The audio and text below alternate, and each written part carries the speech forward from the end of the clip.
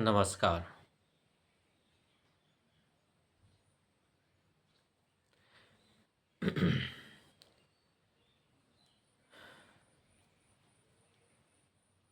दिन और रात, अगर दिन हुआ तो रात भी होगा, रात हुआ तो दिन भी होगा।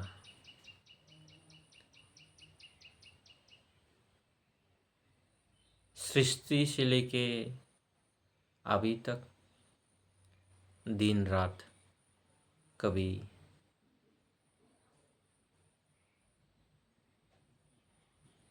रुका नहीं, कंटिन्यू चल रहा है। इसी प्रकार मनुष्यों के जीवन में भी सुख और दुख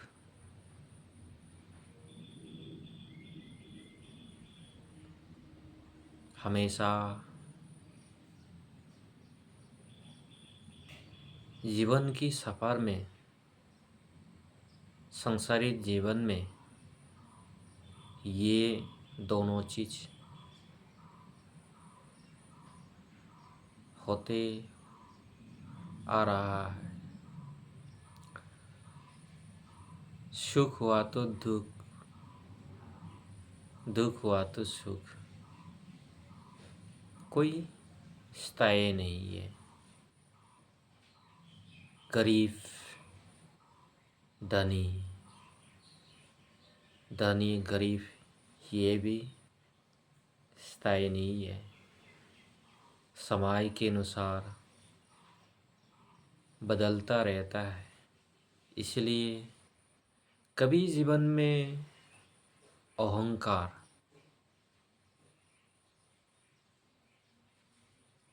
नहीं होना है। अपने धन दौलत को लेकर कभी अहंकार नहीं बनना है। अपनी धन दौलत जो भी कमाया है, ये सब परमात्मा की कृपा से, आपकी मेहनत से प्राप्त है। लेकिन ये धन दौलत आपका नहीं है, परमात्मा का है। इसी वजह से परिवर्तन होता है। राजा, राजा से फिर प्रजा, प्रजा से फिर राजा, राजा से प्रजा होता है, प्रजा से राजा भी होता है। ये भी कोई स्थायी नहीं है, परिवर्तन होता है समय के साथ साथ।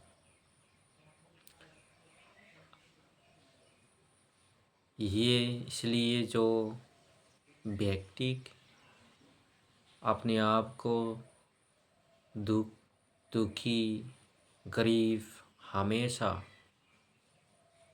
सोचना नहीं है। अपना कर्तव्य और कर्म, जो परमात्मा का दिया हुआ कर्तव्य, उस उसको सही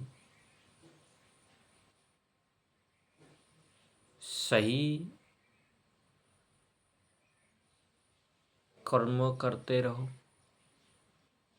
निश्चय कभी ना कभी समय बदल कर आपकी जो संसारिक जीवन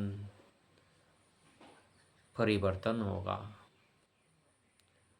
और जो सोचता है मैं हमेशा धनी ही रहूँगा, ये भी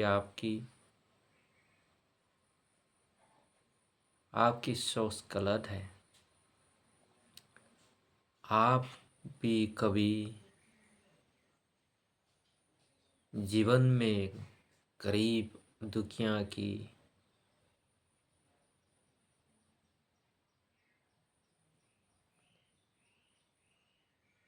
दुख की परिवर्तन में आ जाओगे। ये परमात्मा का विधि है, संसार का नियम है, समाज का नियम है। इसीलिए जो अहंकार रावण रामायण कथा अर्थात रावण के बारे में सब जानता है। रावण की विनाशकारी भी अहंकार, अपनी धन दौलत संपत्ति, अपनी शक्ति को लेकर वो अहंकार से सीमा पार हो चुका था। इसी वजह से विनाश का कारण हुआ था। अगर वो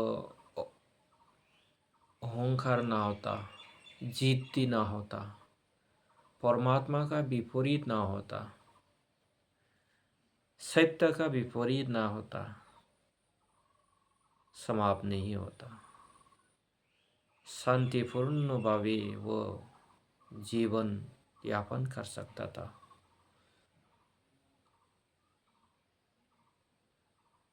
रावण राज्य सुखी से जीवन जीवन यापन करने में सक्षम होता, परंतु वही दुख का कारण है, अहंकार, जीत, क्रोध। मनुष्य में जब तक एक क्रोध और अहंकार को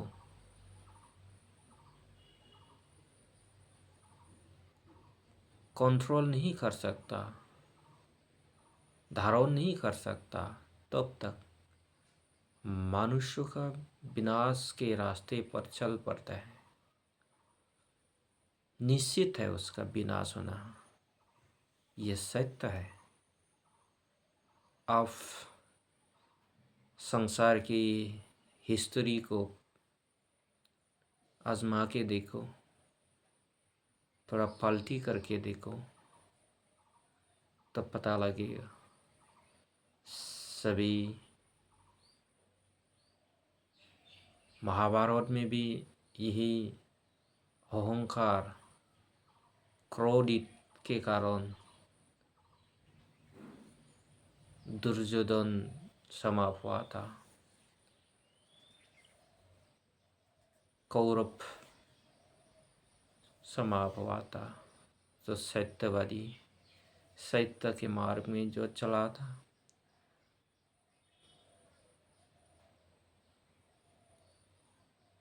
कौम होने से भी सत्य के मार्ग से चलने के कारण वो लोग जय हुआ था।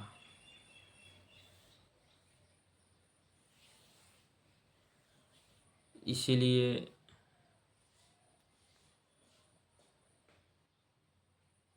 इस संसार में परमात्मा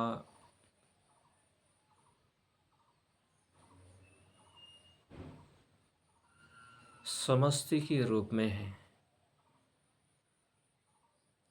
हर प्राणी में, हर जीव में वो स्वयं आत्मा के रूप में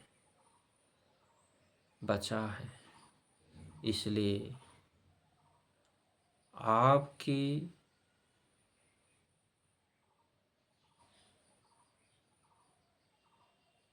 मोक्ष प्राप्त करने का, मोक्ष पाने का जो रास्ता है, खुद स्वयं चॉइस करना पड़ता है। इसलिए आपने जो मोक्ष की रास्ता, सत्य के मार्ग में जो स्वयं के बारे में ब्रह्म ज्ञान प्राप्त करके अर्थबोध प्राप्त करके और सत्य में निष्ठा, आत्मा स्वरूप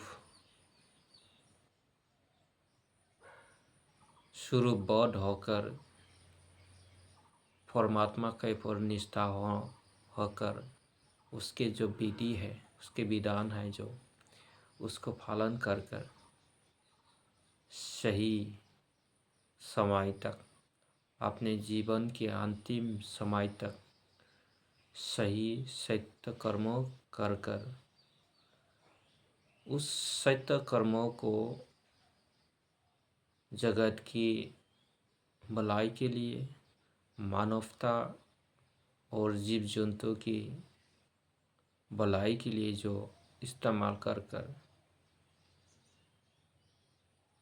और भविष्य के अच्छाई की कामना कर कर जो अपना जीवन को पालन पोषण कर कर जा सकता है, वही जन्म लेने का उद्देश्य है, जन्म होने का कारण है। कारण हर माँ बाप अपने बच्चों को अच्छा उम्मीद रखता है, सपना देखता है।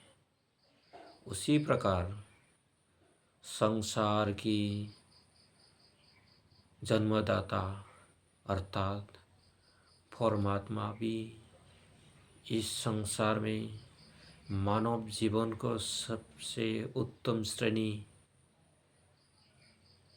श्रेष्ठ जीव में जन्म देकर संसार की अच्छा कर्मों के लिए भेजा था, अच्छा उम्मीद रखा था मनुष्य से। पर वही मनुष्य अपने माता पिता का, अपने गुरु का, अपने ही परमात्मा का, अपने ही जीवनदाता का विपरीत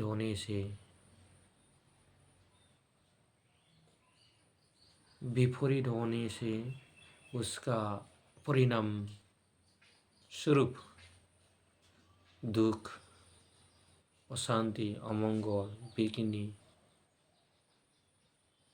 रोगियों से कष्ट, तकलीफ, ये तो निश्चित है। इसलिए अच्छा कर्म का फल हमेशा अच्छा है, बुरा कर्मों का फल हमेशा बुरा ही होता है।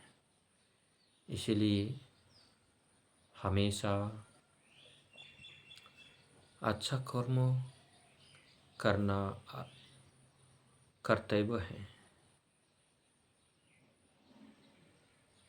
ये दायित्व तो हर मनुष्य के ऊपर निर्भर होता है, कौन से मार्ग को चुनेगा, अपने ऊपर दायित्व है। अच्छा कर्मों का फल अच्छा है, बुरा कर्मों का फल हमेशा बुरा ही होता है। ये सत्य है, सत्य ही सत्य है। नमस्कार। ओम।